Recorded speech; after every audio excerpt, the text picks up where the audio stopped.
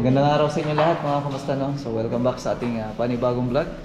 Ngayon mga kamusta, bibigyan ko kayo ng konting tip kung ano nga ba yung mga ginagawa kong disenyo pagdating sa kombinasyon ng ating PVC ceiling at saka o kaya naman sabihin na natin sa ating pagkikisamay gamit ang mga PVC ceiling at gypsum board.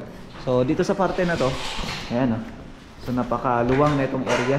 Tingnan nyo, paluwang no? So ito yung pinaka living area niya dito sa part na to. Tapos ito yung kitchen. Tapos ito yung magsisilbing pinaka dining area niya. So dito sa parte na to mga kamasta, ano nga ba yung mga ginawa kong disenyo dito or pamamaraan natin para may distribute natin ng maayos yung parte na to. Kasi dito mga kamasta, yung biga na ito napakababa lang. So ito yung pagbaba lang na itong o kaya pinaka drop ceiling natin na to ay nandyan na yung ating biga. So ngayon, ang ginagawa ko dyan mga kamasta, para mas maging maganda yung kalalabasan na itong building na to, medyo tinatago ko talaga yung mga biga na hindi na siya nagpapakita. At the same time, kinukuha din natin yung pagka high ceiling na ito. Although dito sa parte na to, hindi na nakuha yung high ceiling niya. Gawa nga nung may mga pipe dito kasi yung taas na ito ay meron siyang TNB. Ngayon mga kamasta, yung TNB na yon, talagang tinako natin yung mga pipes niya. Kaya kung mapapansin nyo, mayroon siyang box dito. Pero hindi naman siya totally pansin kasi may gagawin tayo dyan kung sakali. Or ipro-program if ever na gusto ni madam, nalagyan na lang yan ng drop light para hindi naman siya gaanong pansinin. So dito sa parte na to, yung ginawa natin, okay, PVC ceiling. Ngayon, yung PVC ceiling kasi mga kamasta, nasa 295 cm lang yan. Kapag ka 295 cm mga kamasta, ibig sabihin yan ay hindi siya totally ma-occupy itong area na to. Ngayon, gagamit sana tayo ng H-joint o kaya naman sabihin na natin na dudugtungan. Pero sabi ko, parang pangit naman kapag ka totally puro PVC yan. Kasi ang PVC mga kamasta minsan nakakasawa yan. So sabihin na natin na mahirap or mahirap i-distribute yung designs kapag ka puro PVC. At saka parang mabigat na tingnan, lalo na kapag ganitong dark color. So ang ginagawa ko dyan, kinokombinean natin ng gypsum na kung saan kinukuha na natin yung 295 cm niya. And then gumagawa tayo ng mga drop kung saan kagaya nito. So yung drop na yan lang yung nagsisilbing parang separation ng area na to, kung saan ito yung pinaka living area. So para hindi mawala yung diretsyo nito na parang ito yung pinaka hallway niya, ayan na yung ginawa ko. And then dito sa parte naman na to, ito talagang na-occupy niya na rin yung 295 cm niya hanggang doon mula dito sa may cove. So ang ginagawa ko dyan, itong buo na drop na to, naglagay tayo ng PVC para may separation ulit. At saka makuha natin yung saktong sukat nito dito sa parte na to, at saka dito para sa cove niya.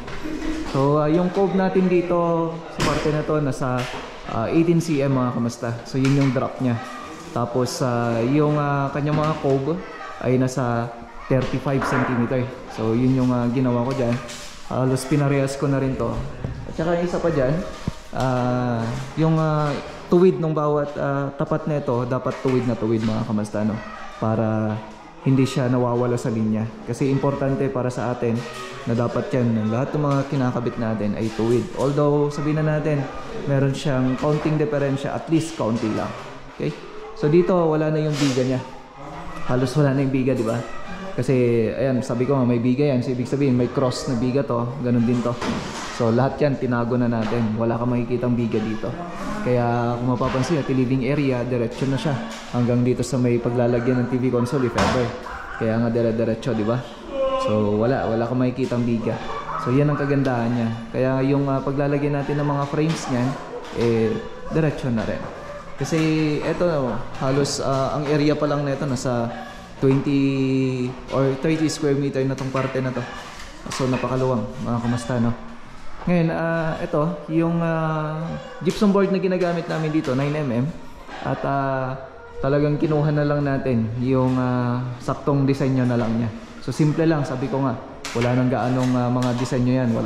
Wala nang design sa gitna, kundi ito lang talaga. So ito, nagawa na namin ng halos nasa, mga kamasta, no? Nasa 12 days or 13 days na. Ito yung 13 days work namin. At dito may ginagawa pa kami dito sa isang room. at dito sa may TNB. So yung TNB natin, ayan. Ito yung ginagawa pa namin. Tapos ito. So nalatagan na rin to. Ito yung kasali sa kontrata natin. At the same time dito sa parte na to. Ayan. So ito may cove light na rin to. So pwede na natin to paganahin maya-maya lang. At check nyo na lang yan sa ating mga reels. So dito ito yung mga additional work na kung saan ginagawa na natin. Okay? So yun lang naman. Konting tip lang mga kamasta sa pamamaraan natin sa paglalagay ng mga designs. Okay? So hanggang sa muli mga kamasta, maraming salamat sa inyong panonood.